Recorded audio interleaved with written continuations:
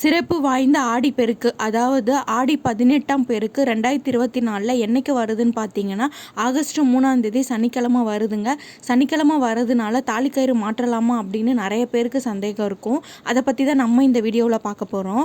சனிக்கிழமை அன்னைக்கு கண்டிப்பாக நீங்கள் இந்த ஆடி 18 பெருக்கு அன்னைக்கு தாலி சரடை மாற்றலாம்.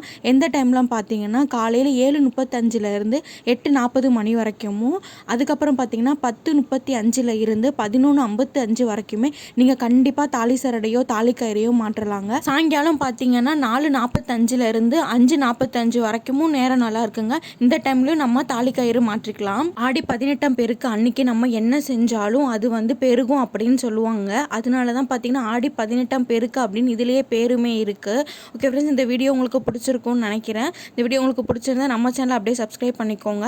இது ஆற்றங்கரையில் போய் தான் இந்த வழிபாடு செய்வாங்க. போக முடியாதவங்க நம்ம வீட்லையுமே வழிபடலாம்.